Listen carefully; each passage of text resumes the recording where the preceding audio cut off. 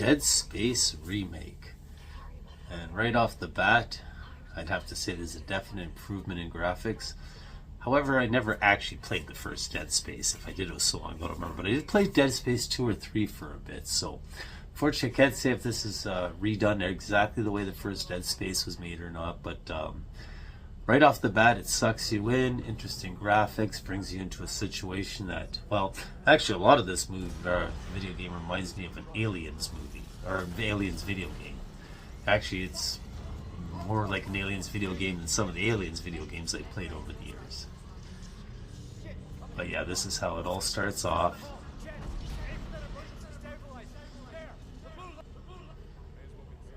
So yeah, it's definitely a balance of creepy and suspense. That's your main character. Like I said, it's just definitely feels like that. So this gets you really sucked in the beginning. I might have played a little bit too much of the opening scenes here just for review purposes, but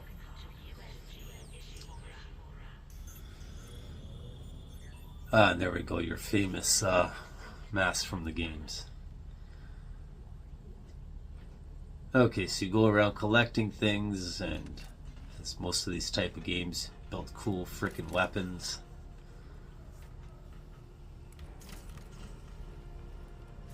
Definitely an interesting looking gun. And cut off their limbs. Yeah, that's not creepy. Not at all.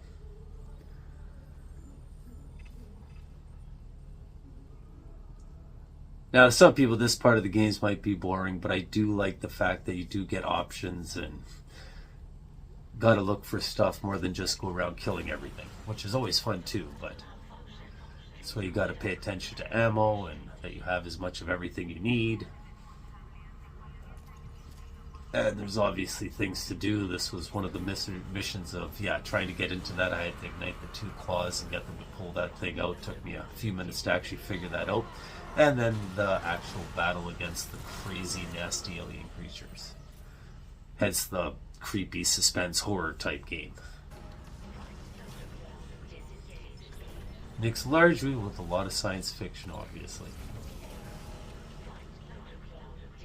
Oh yeah, and you got your own powers you got to use to do that, plus the stuff, yes. This mess drives me a little bit nuts.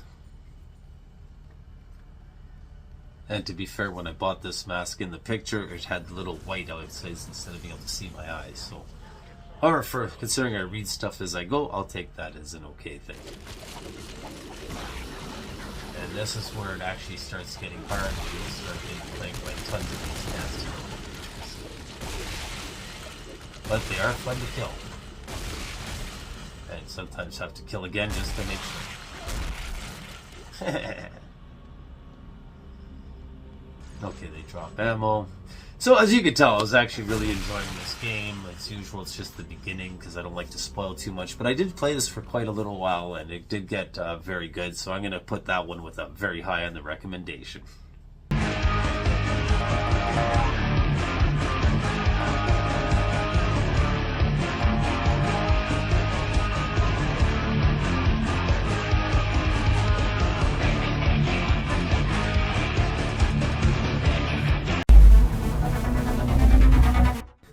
Open Roads. Ah, shoot. Nope, this is not the game for the sword. I was hoping for a super exciting game to want to slash and do. I'm going to have to put this down for this game. You see, it is something called a walking simulator, a road trip to Ontario, which is where I live. Woohoo! Now, uncover secrets and dialogue can change the outcomes. So far, I do like the graphics, I do like the gameplay. More importantly, I love the 2 actresses that do this. I watch a lot of sitcom, they've both done good work. Caitlin Dever, I love her from Last Man Standing. And Kerry Russell's actually been in a few different sitcoms that I enjoyed. So they got 2 good actresses, and they said the graphics are good. I like the first player, and they go around and searching things. However, this is the reason the sword went down. It is mostly about talking and figuring out, and there's a mystery to solve, and you go on a road trip with your mom, and it's a lovey-dovey, basically almost like playing a drama novel. Except, like I said, voiced by two good actresses, which is why I want to try this game out just for them alone. But sadly, even they can't save me from the boredom that's this game. But the good news is, somewhere in my back, I'm pretty sure. Aha! Now, I don't have little knife or baby sword. Baby knife? Baby knife. No, mine came with two size. I'm just doing this because I'm already bored with this game here and quite frankly need something to do while these people keep talking. And tell me if you're bored, tell me if you're bored, tell me if you're bored. Yeah, so you have to decide whether this game is right for you or not because quite frankly, I can only deal with so much of this. I'm going to have to say, okay, well, I just at least got to show the part of the road trip, which is, I guess, in open roads is the main part of it all. And if you are really wanting a slow game, but with a lot of work put into it, then this would be it. Otherwise, yeah, I'm going to have to say that I can't even put this on my recommendation list. So, for me.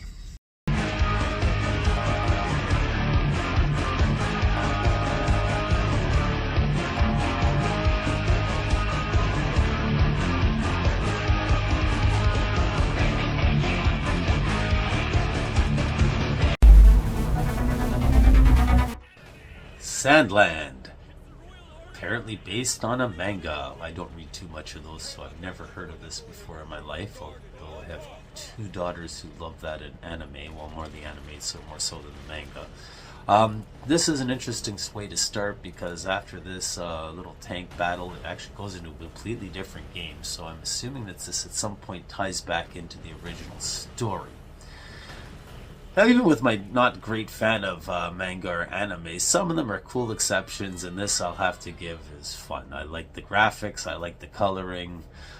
It is an open world kind of game. It's mostly linear, but you can go off the beaten path and find stuff. A lot of it's going to be traveling in vehicles, and I think there's fast traveling, but I can't remember now. But I do know I spent a bunch of time traveling through this wasteland to help Devil Boy. Devil Boy's on a mission to help this other town and blah blah blah, and who cares.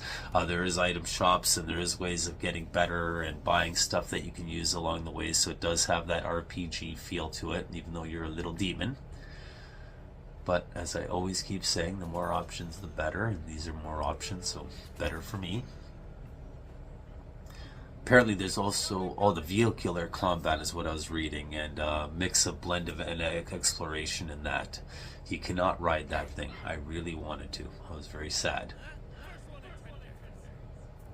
So this is one of the first sort of boss, but main battles that I ended up fighting in the game.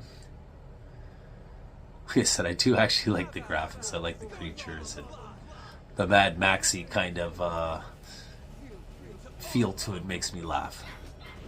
So this is your basic combat though. Not really that difficult. I assume because it's one of the first battles, like I said, that they took it a little bit easy on me.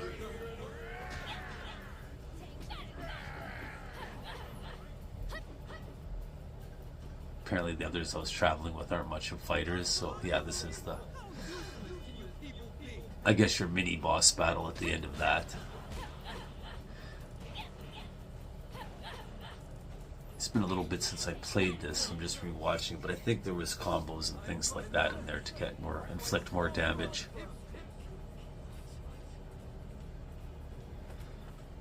Hey, cheater. Huh. I didn't play enough of it to tell you if there's guns or not for yourself, but then again, you're a little demon. Do you really need it? If you don't get guns, I hope you get powers. He's a tough little dude, though. Ah, there we go. Still kicking, old timer? And yeah, I'm gonna have to say, okay, yeah, there we go. So there's your items, your characters, and ways to upgrade. As I said, I always appreciate in these kind of games. And yeah, for Japanimation or anime or manga or whatever, it keeps changing as generations going on. The name for this, I have to say, I quite enjoyed this one. It's among my favorites that I've played of this genre. So I'm gonna have to go with a highly recommended, even someone who doesn't play these kind of games.